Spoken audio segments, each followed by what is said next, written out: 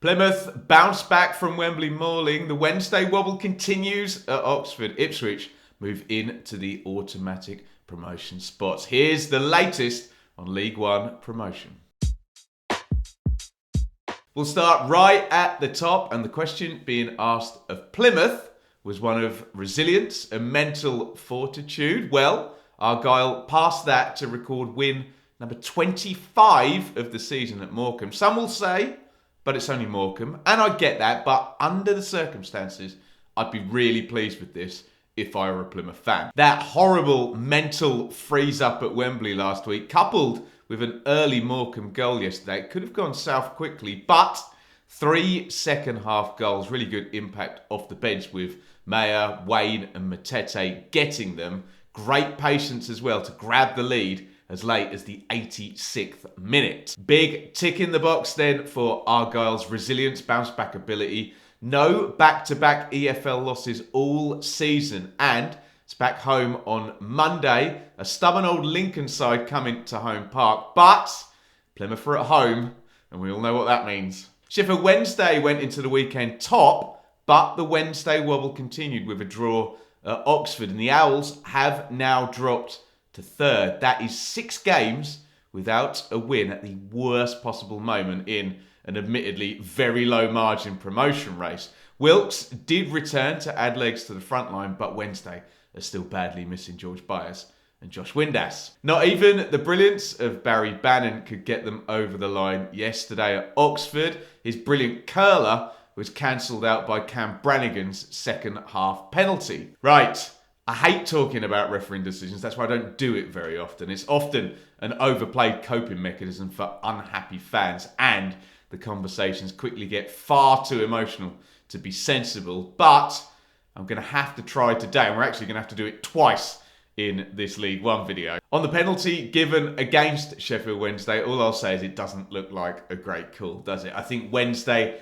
are pretty unlucky with that one, and when you need a win to end a bad run, well, it's just unhelpful, isn't it? In the comments, please, it'll really help me out if you can just focus on the decision. I'm not interested in performative outrage, personal insults towards the ref, conspiracy theories, alleged agendas, or indeed the gender of the referee. Just give me your take on the damn decision, okay? Wednesday, home to Accrington on Monday, must win game. Moving past Sheffield Wednesday and up into second on goal difference are Ipswich Town, who cruised in 4-0 at home to Wycombe.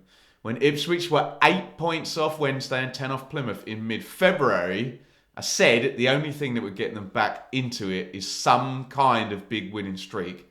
I didn't quite expect this though. It's 8 straight wins for Town, 9 clean sheets in a row. Hurst up top, an informed striker. Chaplin inside, highest ever goal scoring season. Burns down the right, brilliant. Davis down the left, brilliant. Keeper Walton nominated for Player of the Month. For all the brilliant form, Ipswich needed the streak to get back in to the race. They're in there on goal difference, and although the momentum couldn't really be any stronger now, this is not a promotion winning streak unless Ipswich continue in good form for the final 7, starting at Cheltenham on Monday. Barnsley slipped to their second straight away defeat yesterday at Burton, maybe making things look like a 3-horse race once again. That obviously can all change very quickly though. Again, if I mention the refereeing call in the Wednesday game, I've got to mention the one in the Barnsley game. At 0-0, it looked very much like John Brayford of Burton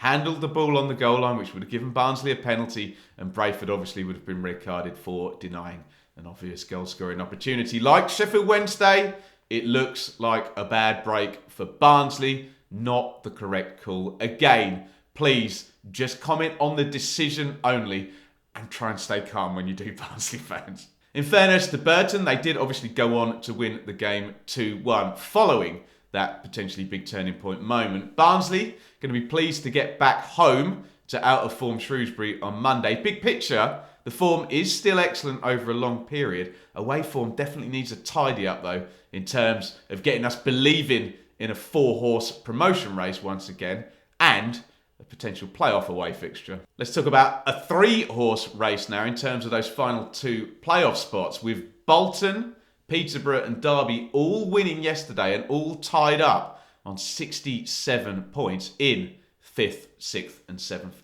spots. Bolton followed up their Wembley walkover with a 1-0 win at Exeter. Peterborough cruised in 3-0 at Shrewsbury and Derby 2-0 over bottom side Forest Green. Honestly, if we learned anything yesterday, the two things are probably that Bolton are back at it after a fixture congestion-led drop-off, and also with Wycombe and Pompey dropping points. Right now, it looks quite hard for those sides to get back into the playoff talk. So that is part 1 of the Easter weekend done. 3 up at the top with Plymouth leading the way. Wednesday out of the top 2 for the first time in a while. Barnsley on a little bit of an island on their own in 4th. Bolton, Posh and Derby look like 3 for 2 playoff places, with the outsiders just dropping off a little. Of course, we are straight back at it on Easter Monday. Plymouth v Lincoln, Cheltenham v Ipswich, Wednesday v Accrington, Barnsley v Shrewsbury, Bolton v Cambridge, Peterborough v Exeter and Derby v MK Dons. No head-to-heads for the top 7. Get your thoughts in the comments on this past round and how things might look when we talk on Tuesday with another round ticked off. In the meantime, why not click here and check out my Pizza Cup final vlog with nearly 80,000 EFL fans packing into Wembley to see Bolton and Plymouth flying the flag for League One.